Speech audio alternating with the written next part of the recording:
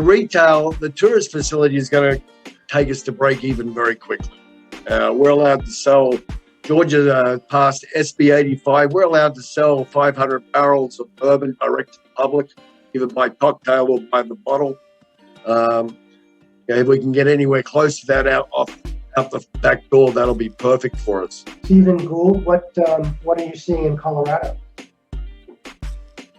Well, in Colorado, things are starting to open back up. The bars and restaurants are starting to get full again. As recently as last week, I was told by our county manager that he thought we would be open and unrestricted, at least here in Jefferson County, by June or July, which I think is wishful thinking, but it's a positive thing. People are getting vaccinated and they're starting to go out. Our wholesale from my company here in Colorado grew well over 70% during COVID, but our tasting room sales were crippled, and we actually lost total about 30% of our total company revenue.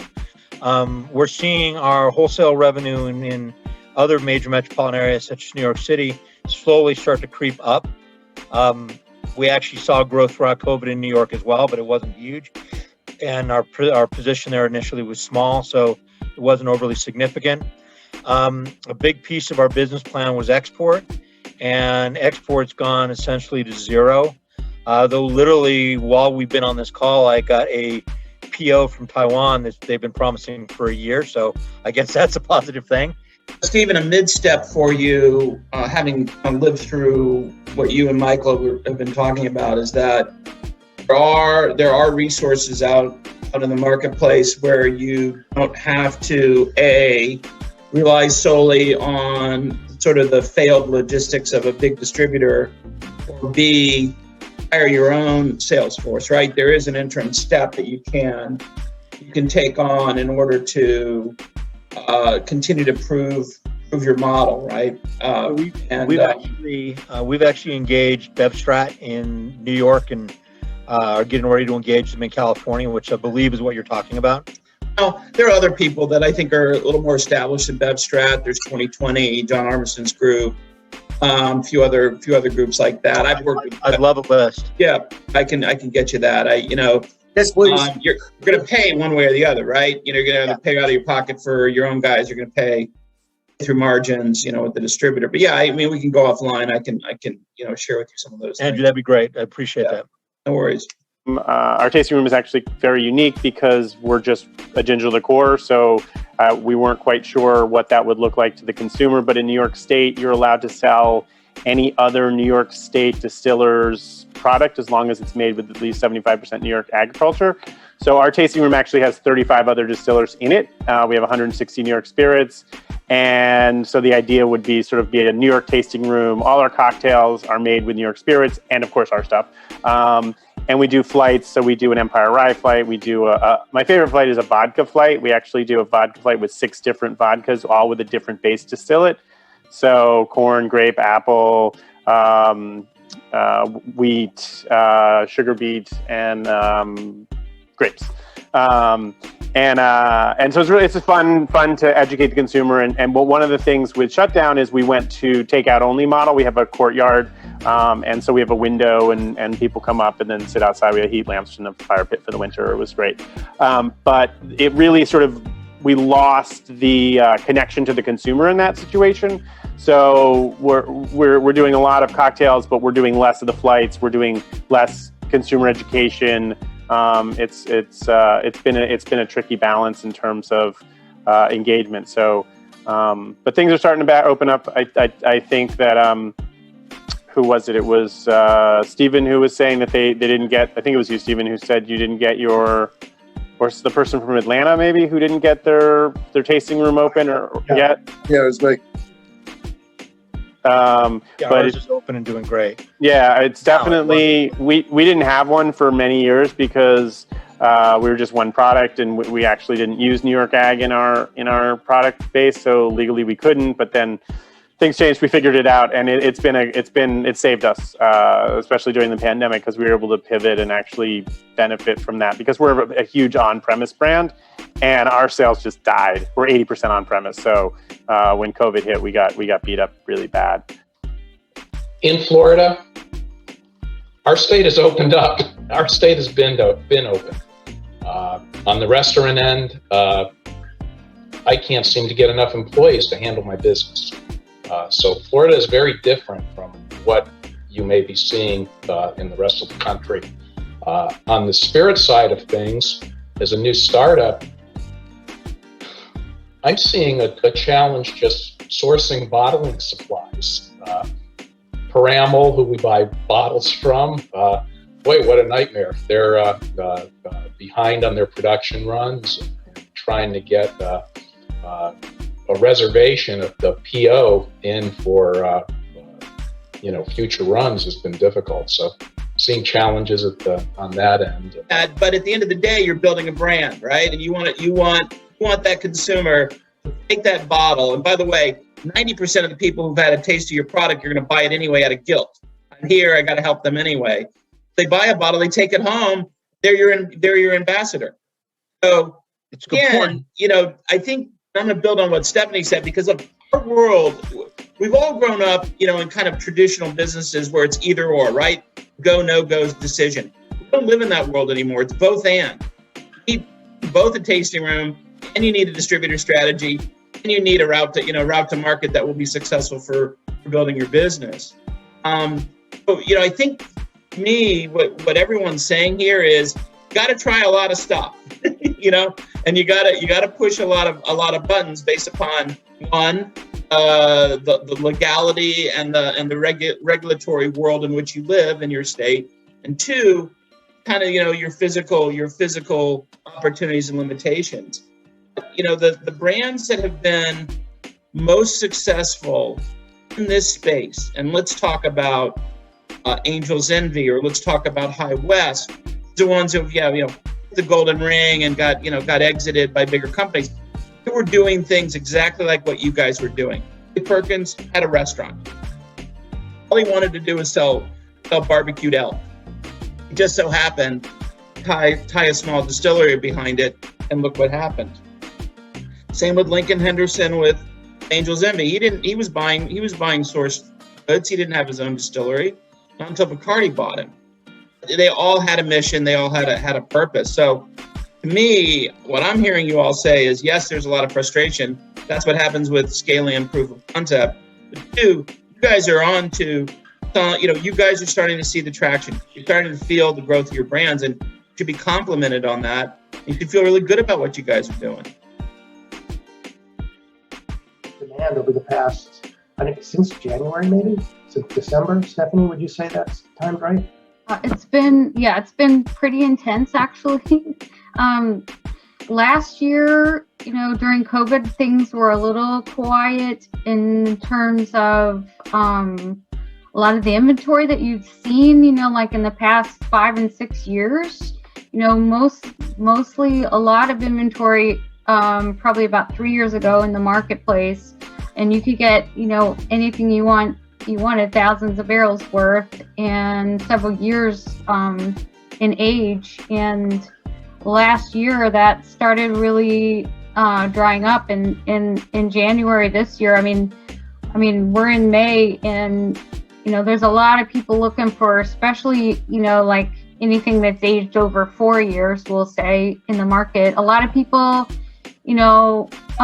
what's interesting about beverage alcohol, like the trends happen. You might see vodka might be really, huge and the biggest thing. And then suddenly when bourbon or whiskey becomes the biggest thing, you have to have thought out, 4, 5, 6 years ago, what the demand was going to be in order to get where you are now, where you have aged whiskey that's 5, 6, 7 years old. You should have, you had to have had that vision 5 and 6 years ago. So what's happened now in the last, 2 or 3 months, especially, there's a lot of people that have aged whiskey that's sitting, and they're waiting to get to the 3 and 4 years ago, everybody was starting to lay down that new make whiskey, and they're waiting they want it to get to that 4-year-old mark so they can, they don't have to have the age statement, or people, like the really ideal, like when you're working with whiskey or bourbon, the ideal age is like that sweet spot of 6 to 9 years. And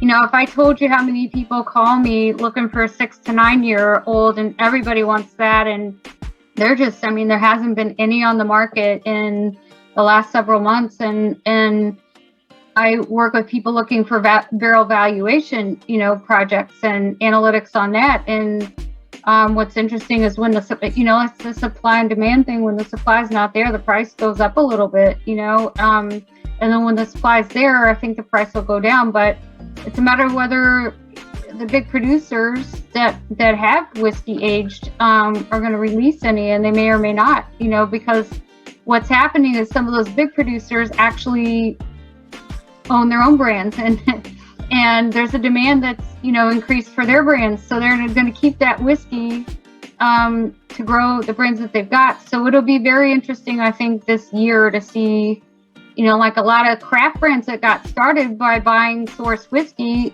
in a few batches at a time here and there.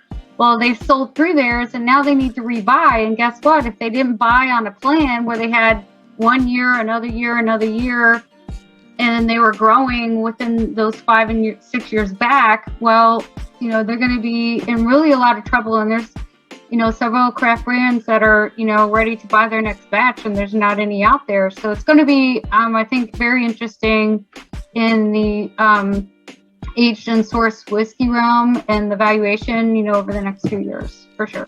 I think that pain point that you mentioned is exactly what led us to initially create the program with very defined mash bills that are going to be produced consistently, constantly being filled and laid down, and that's what led to the Bourbon Bond Fund. And I think that was the biggest challenge. People would buy, and then they would need it again, and they couldn't get it. Coming back to some of the earlier pain points about you can't rely on the distributor and the expense of your own sales. Well, I think we're also at this moment where, in addition to the opportunities with retail, there's now much more cost-effective ways to promote and market digitally to drive people to these locations that not only builds the brand affinity and the brand connection, but does drive traffic of people who will buy product. And I think that, that's something that I know Michael Gerard and I are talking about, because that's his distillery is in a good location, but it is still an industrial location. It's not where someone would top of mind think to be going for a night out in the town. But with the population in proximity to use, ad tech, targeting, and I think, Marty, I'm going to come back to you because Marty with Dynamic, we've worked on a number of campaigns that are, yes, you've got to have the right content and you've got to have the right vision for who you're trying to reach, but the ability to do things that actually do turn into not just views and clicks, but people showing up at a location. So one of the things that we've done for a number of partners is building proximity campaigns. So around literally drawing a ring around a location, an account, right? And whether it's retail accounts or was on premise accounts, but for most part we've been doing retail accounts, and being able to run a series of campaigns that are driving people directly to that location. And we're talking about, and Marty, I don't want to give you a whole, but talking about using mobile device ad networks, so people are seeing these messages when they're looking at their New York Times or their weather.com. I mean, and some other things, Marty. I don't know. You probably got some new things on the horizon. Yeah, definitely. Thanks, Michael. I would say, one of the things that we've been doing with a lot of different brands is been able to do this proximity targeting, and especially for building new brands and kind of getting the word out there.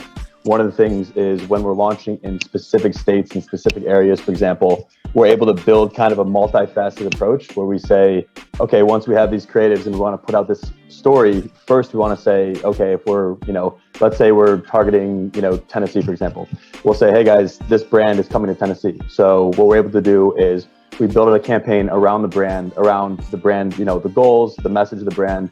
And we say, this is coming to Tennessee. Keep an eye out for XYZ brand in the next few months. And what we can do, with the ad tech space and with the contextual targeting is target people, again, based on relevant interests. So when people are online and, engaging in, best places to eat, best bourbons around, things like this, things to do. And just to stand this example, Nashville, Tennessee, we're able to find these people who are actively engaged in this content and then serve these ads to their mobile devices, like Michael mentioned, on, of a lot of different publishers online, whether it be, Fox, Forbes, CNN, Business Insider. We're able to do this on YouTube, connected TV, OTT. And the start of this is to build that brand recognition as these places are moving in and as we're moving into these liquor stores. And then from there, as we get closer to the launch date, so let's say we're launching in, again, for the example, Tennessee, we're able to put out information and say, okay, here's even a map. So now we're able to serve these people a map and say, you can find XYZ liquor at these specific locations. Where are you? How close are you? And so forth. So you can get directions to the actual spot.